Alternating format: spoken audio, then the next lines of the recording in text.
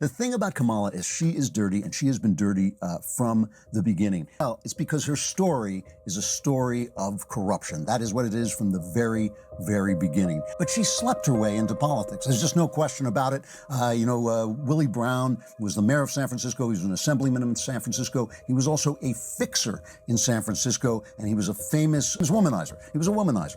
And he was married, but he was always had a girl on his arm, and one of those girls was Kamala Harris. And he was 60, she was in her 20s, and he helped her get elected DA in San Francisco. While this was going on, sometimes he would show up at parties, Willie Brown, with his wife on one arm, his girlfriend on another arm, one of them, Kamala Harris. And then, when she became DA and they said, well, aren't you connected to this major fixer? She just basically threw him overboard. She said, his career is over. I will be alive and kicking for the next 40 years. I don't owe him a thing. She was the only DA in the top 50 metropolitan cities who did not bring charges against Catholic clergy for sexual abuse. I mean, this was a major, major scandal. It was going on everywhere. It was going on all over the country, and in every major city, they were bringing charges against these people, but not Kamala Harris. I mean, so this goes on. The stuff about her corruption goes on.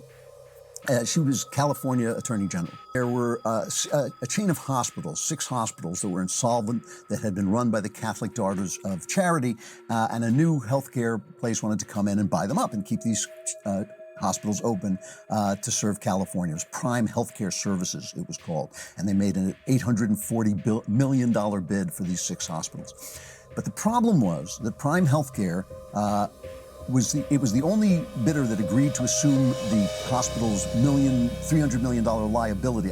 They were the only ones who were going to do it, but they wouldn't agree with the Service Employees International Union, United Healthcare Workers West. They wouldn't agree to let them come in with a free hand and unionize. So the union went to Kamala Harris, and she pulled all this dirty stuff. She put all these poison pills into the deal.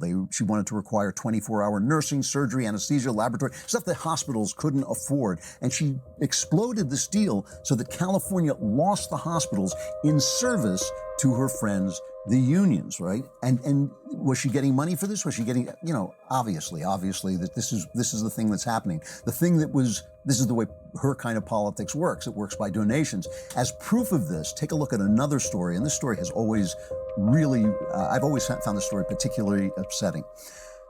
When she was Attorney General, remember this guy, David DeLayden, I think his name is. I think that's how you pronounce his name. And he went in and he got secretly recorded videos of Planned Parenthood officials discussing how to sell body parts, basically. And he put this out.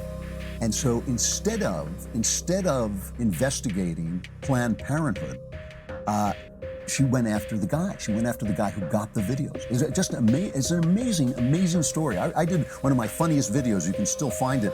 It was so raw that they actually wouldn't put the name of the Daily Wire on it because it was just so raw about what these Planned Parenthood people were doing. Go and see if you can find it because it really is funny. But Kamala Harris had close ties to Planned Parenthood organizations. She had received Operation Rescue, a pro-life organization, has gotten documents that showed that she received over $81,000 into her Attorney General campaign coffers. And so instead of investigating Planned Parenthood selling body parts, she went after DeLayden. Here he is on Fox talking to us, cut 6. While she was running for U.S. Senate, while Planned Parenthood in California was contributing to her political campaign, did she recuse herself from the Planned Parenthood investigation? No, she didn't. She consciously and willfully involved herself directly and personally in the Planned Parenthood case. She had an in-person meeting with 6 Planned Parenthood executives from California in Los Angeles 2 weeks before the raid on my apartment. And then he talks about the way she came after him as cut 7. Kamala Harris, in my experience, I've been on the receiving end of her abuse of power and her pattern of targeting Americans who have viewpoints that disagree with her own, targeting them and using her powers of office to try and punish them for viewpoints that disagree with hers. If you were an animal rights activist, you could do undercover video to expose how animals were being treated, and Kamala Harris praised those activists and used that video for her agenda as Attorney General. But if you were an undercover journalist investigating Planned Parenthood and investigating the abortion industry trafficking baby body parts, then Kamala Harris wanted to silence you, wanted to intimidate you, and wanted to make sure that your message was punished and didn't get out there to the public. I can imagine what can be and be unburdened by what has been, you know?